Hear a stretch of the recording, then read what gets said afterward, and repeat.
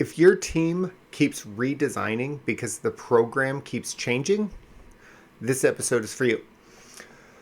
The goal isn't to finalize every detail, it's to define the minimum viable program, which is the smallest set of decisions that must be true before design options multiply.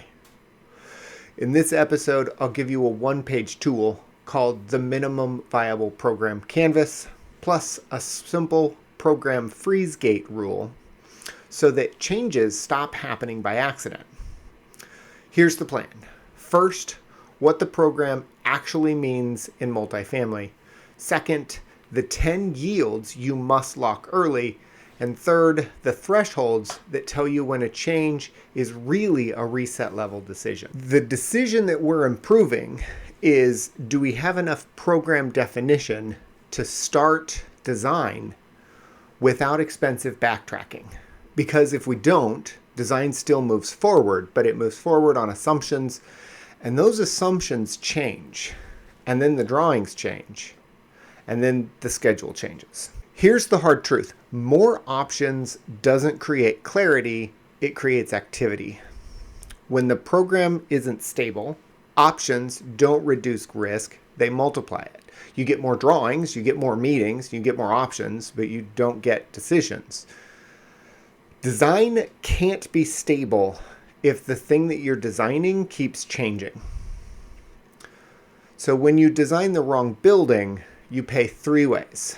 One, you pay in schedule because resets happen late, when entitlement and coordination are already underway.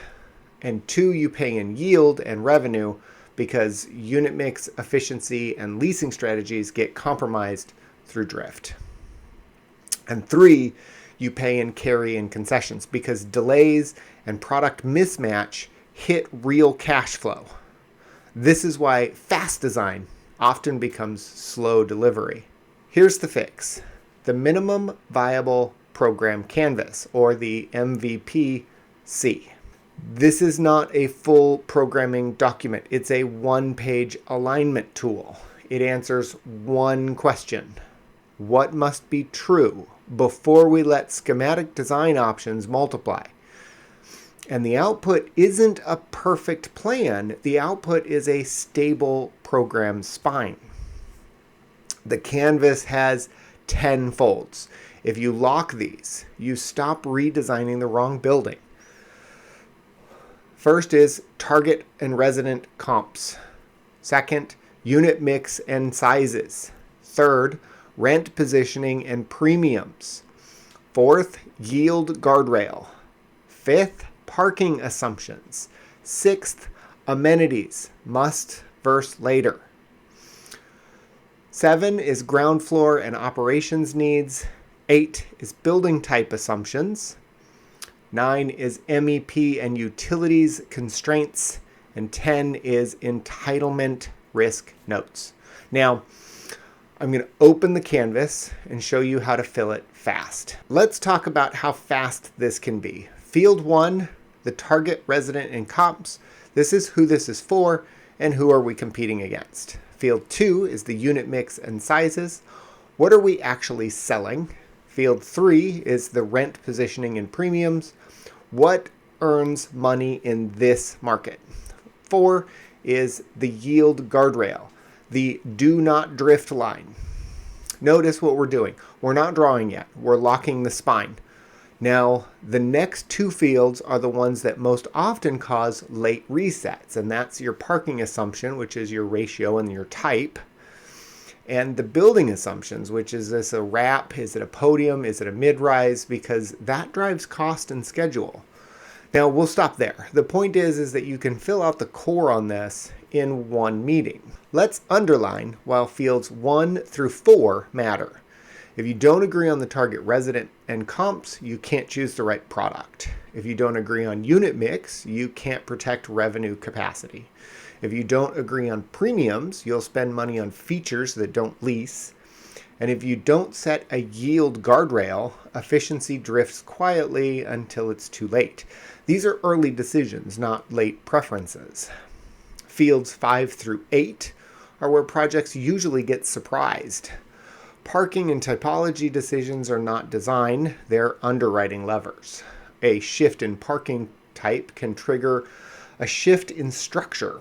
Now, a shift in typology changes cost, schedule, and coordination complexity. Amenities have to be separated into must versus later. If everything is a must, nothing is, and your budget will prove it.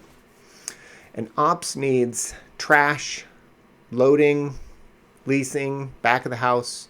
Those aren't optional. They show up whether you plan for them or not. Fields 9 and 10 are about surfacing red flags early. MEP and utilities constraints, which is power, gas, venting, long leads, can quietly drive layout and cost. Entitlement risks, so height, setbacks, design review sensitivities, can quietly drive massing and schedule. You don't need perfect answers, you need known risks, and you need them written down. So the team designs with reality and not with assumptions. Now here's the governance piece, the program freeze gate. We pick a freeze point, often end of early schematic design, where the MVP fields become stable. After that point, program changes are not feedback, they're decisions that go through an impact check. After the freeze point, changes must be owned because they're no longer cheap.